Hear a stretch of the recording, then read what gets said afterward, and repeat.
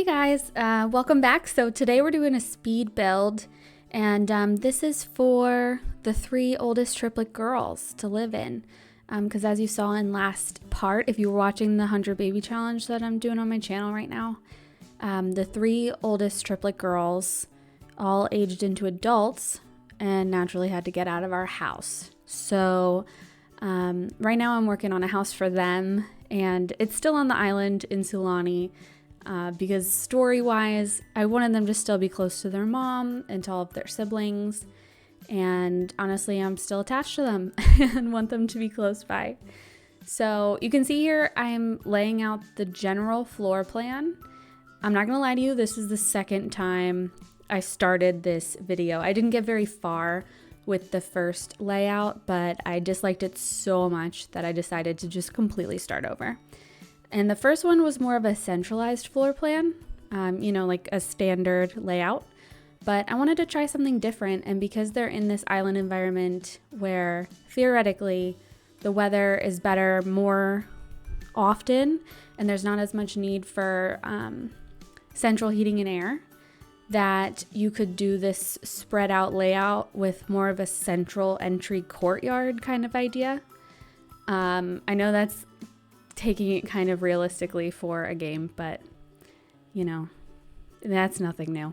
So but yeah, you can see here I'm working to try and figure out where to put bedrooms, because we do only have 3 girls aged up right now, but my hope is that I could get the 7 oldest in here and then also get Lydia a dog, because she's an animal lover and a dog lover. And so I figured I'd fill that last household slot with a dog for her. Because whether or not I do it on or off camera, I really want to play them just quickly.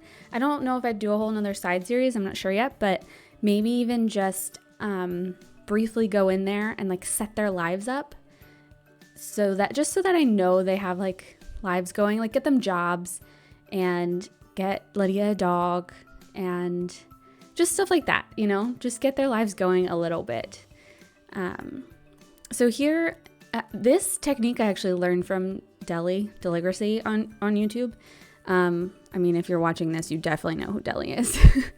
But she often puts her furniture now into the build first and starts working around, because, The Sims is done on a grid.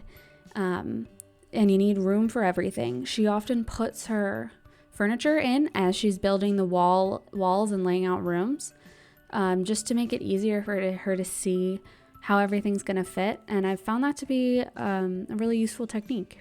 So I'm doing that here, especially because I want to fit 4 bedrooms. I don't want it to be a very large house, but I want to get 4 usable bedrooms in here. It's a pretty big house, but for 7 Sims and a dog, it's not that large. And you can also see I'm definitely still working with the island vibe, going with that weathered siding and a tin roof. Here I'm trying to figure out what kind of flooring I might want to put out front. And I ended up, you can see I kind of pivoted from that, went ahead and did the landscape. I decided not to put a floor into it because, or a patio. I'm just going to have them step out on the sand. You see what I end up doing in a second here. But I'm playing with terrain as well. I never use that. I don't know about any of you guys who are sim players, if you ever use the terrain function. I used to use it in old games when it was an option. But now I got so used to playing in The Sims 4 without being able to, edit the terrain, that I don't go for it that often. Also because the world around it, they are changing this now in the new builds, but every lot, on the edges ends up flat. So if you do put any terrain in the lot, it's just going to be one big mountain that stops and starts within the bounds of your lot, if that makes sense to you. Like in old games, terrain would change within the bounds of the lot and then would continue off the side, because you'd get a lot that already had terrain built into it. So you could be on a cliffside and the cliff would naturally resolve itself off and on the lot. So I just liked that how that worked better in old games. And I don't really like playing with it now, but doing this little roof thing.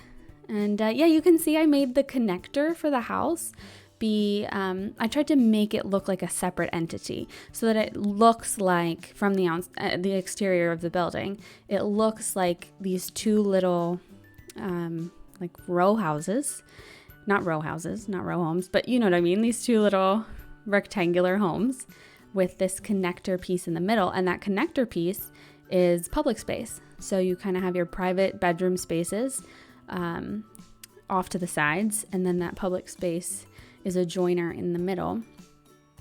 And I really struggled with making the roof just have a tiny bit more interest to it because they are just rectangles. The roof was so boring, and I wanted to create a little more dimension there, so I ended up adding this little bump out and having, you know, a dormer work in there. So fixing up the exterior, and I really love the jungle adventure greenery as well. And I think not all of it, but most of it works really well with the Sulani environment. So I incorporated some of those jungle adventure things. And also I incorporated a good amount of jungle adventure furniture, which you'll see soon here. The one regret I think I have in this build is the wall covering. So again, something that's way too realistic to just be in a game. I was thinking, okay, I'm really like running with this. They have no central heating or air idea. I'm like, this was built on a beautiful stretch of island that has lots of natural ventilation. They have all of these open windows. The walls themselves aren't insulated. They don't need to be insulated if there's no central heating or air. And the walls are open with all of these ventilated, non-closable windows anyway. So the walls, in my thought here, are literally just weatherboard on either side of a stud, you know? So there's no drywall, there's no insulation behind drywall. So that's why I did this like very consistent monotone wall weatherboard all around the entire house. And I say it's maybe my one regret here just because I like how it works logically. Like I like my logic behind it, but aesthetically, you know, it's not the best, but logic prevails. I couldn't help myself with just making something that made sense to me, you know. You can hear my game, my game was glitching with these swatches. I was trying to change swatches of some things and the colors were completely wigging out. So I had to go with like the default swatch on a couple items that I wish I could have changed. But you know, it is how it is. I really like the living room setup here. Those are some jungle adventure couches, and yep, saving my work just because I've been burned too many times with the game crashing in the middle of me working on this. But for the 7 Sims that are going to live here, they do only have 2 bathrooms, but they're spread on either side of the house, and tried to make them as functional as possible. This one obviously opens into the main space, so it also would be considered the room that guests would probably use, just people visiting. And it's nice close to the living room and close to the kitchen, all communal spaces, so they could use that. Bedrooms here got a little monotonous because there's no like kids room, so there's nothing to like, I don't know, you know, when you're decorating, it's like all the adult rooms end up being very similar and all your kids rooms are very similar. But in this case, they're all for adults, granted young adults, but adults. So I did make some of them almost more like teen, young adult, college age-ish, especially these 2 over here with like the open cereal box left in the room. I really like that decoration piece. It's like an open box of cereal and then like a can, I guess, next to it. And I love putting that in rooms because it just makes it look like someone left like their snack on the surface, you know? So I put that in one of the rooms, and then I did a double bedroom I'm going to go ahead and say which ones I think I want all these people to be in too. So, the room I haven't done yet that's on the, well, now on the right, now on the left. Oh my gosh, I keep spinning back and forth. Holy crap. But the one that's now on the left, that is going to be the room for Lay and Lydia. And then the room across is just going to be a generic room for now. I do have an idea of who's going to be in there, but I can't tell you because it's a spoiler because I've played ahead and you don't know those people have been born yet. And then on the opposite side, Raina and Tyson are going to be in a couple of those rooms somewhere. So we'll see how it works out. I really struggled with the room for Lydia and Lay. And honestly, probably it's because I already know who I want there. So I know their personalities and their tastes. And so I wanted it to fit them. I also wanted to have a desk in here and then a little place for artwork, for painting, because I know Lay wants to be a master painter as her aspiration. And so I was trying to like work that into this, but it's because of these stupid wall weatherboards. It's wood on wood, like the flooring's wood, the walls are all completely wood. And then those are already mismatched wood tones. And then you're trying to get furniture that's wood based into these rooms, and you're trying to negotiate between all of these different wood tones, and it just I struggled with it quite a bit. But I think it turned out well in the end, and you'll see why, because I ended up using a bed in this room that doesn't have wood, exposed wood. So worked out. But yeah, I had a lot of fun doing this house. Honestly, I like this house so much so that I really wish I could do the challenge in here now. But you know, maybe we will someday. Maybe one of the like future matriarchs, like, you know, down the road once BB is no more, maybe we'll have more money and one of the matriarchs could move her family in here.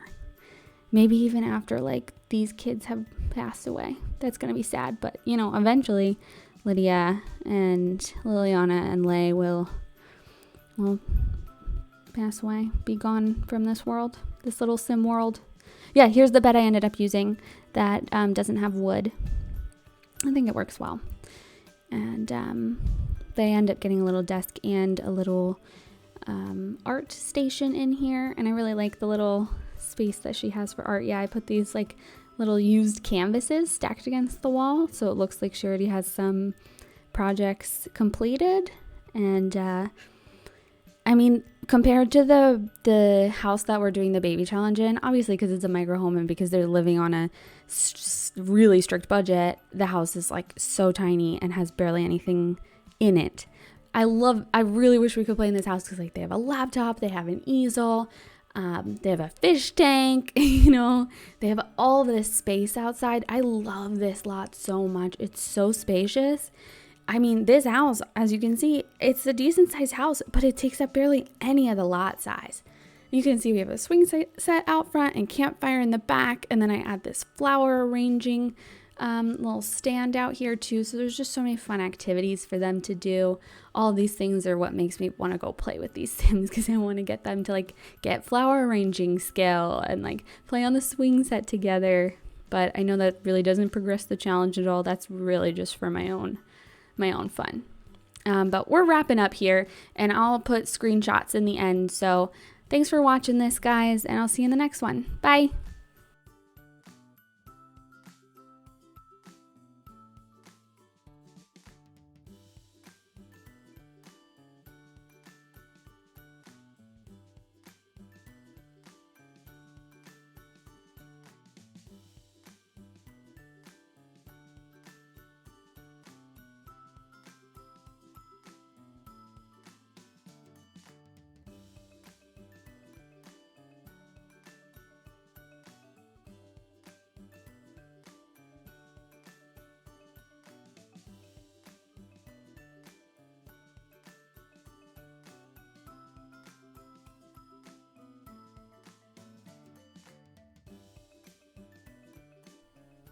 Thanks for watching, and be on the lookout for my next video.